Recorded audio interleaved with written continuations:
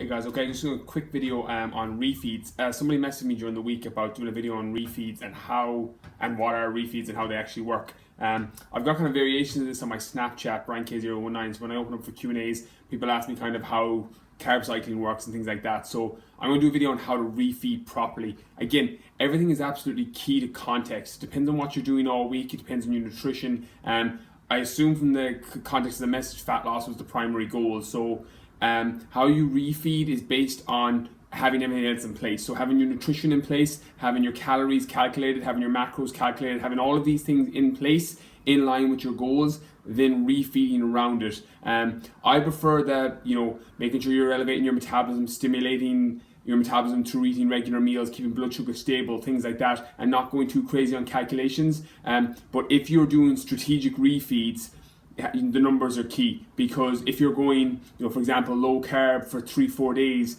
your refeed number on carbs is going to be dependent on what you've been eating for the last 3-4 days. So to give you a really rough idea, basically a refeed is when you've gone into a deficient state of macros, where your macros are lower, your calories are lower. You can do a refeed through carbohydrates, or you can do a refeed through calories. 99 people out of 100 are talking about refeed through carbohydrates, but you can do it through calories as well. So for example, if everything's calculated, you're in a calorie deficit, you're spacing your meals out, you're doing all these other things that are going to support metabolism, support blood sugars, how you refeed then is going to be dependent on the numbers you're using during the week. So for example, if you're going, say, 100 grams of carbohydrates every day for 7 days, what happens is if you're training hard and doing your cardio and doing all those things, your metabolism can stall from going too low or being too strict for too long.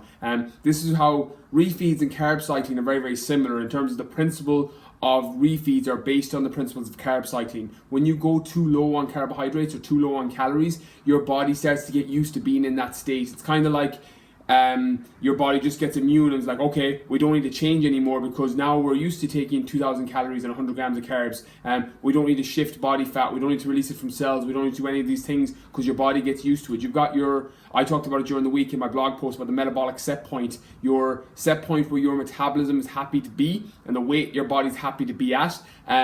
What happens is your body gets used to going into homeostasis. It brings it back to balance. So you can move that down. And if you do 10-14 days of 2,000 calories and 100 grams of carbs, your metabolism stalls because it gets used to what you're doing. So refeeding re-shocks that.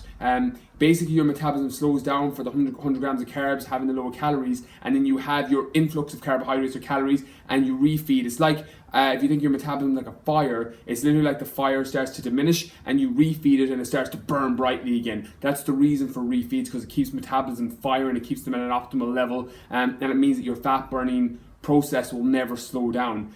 So for example, if you're doing 2,000 calories and 100 grams of carbs for 7 days and you're training and everything else is in order, if you bump that up by say 4 or 5 in terms of grams of carbohydrates, you'll go to 400 grams of carbs or 500 grams of carbs on your 7th or 8th day, and that's going to elevate metabolism and that's going to get everything firing again. And what I generally do is I tend to pull the calories from fat and balance out the calories so that you're around the 2,000 mark as well. You're just getting the majority of that from carbohydrates. And you can do a calorie cycle as well, and you can refeed from calories where you go 2,000 for 7 days and bump it to 4,000. That'll do the same kind of job.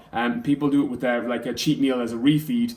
That's how it works. When people are using their cheat meal as a refeed, it's normally a calorie refeed they're doing as opposed to a carbohydrate refeed. So both work amazing. The reason for it is that your metabolism doesn't stall and you can continue to burn body fat, build muscle, and feel amazing, because you're not getting that stall in metabolism where you're feeling shit because you're eating too little calories, you're eating too little carbs, and you're still not getting the fat loss. And that stops that. So that's my general recommendation. If you're doing a carb refeed, do your 7 days at whatever number you are, low number, and then bump it by 3, 4, or 5. If you're doing a calorie refeed, have your eating clean 2,000 calories for your 7 days, and then bump it up with your cheat meal, and that should work. So I hope this video helps. Please like and share the page. I'll be replying to comments in the next 24 hours.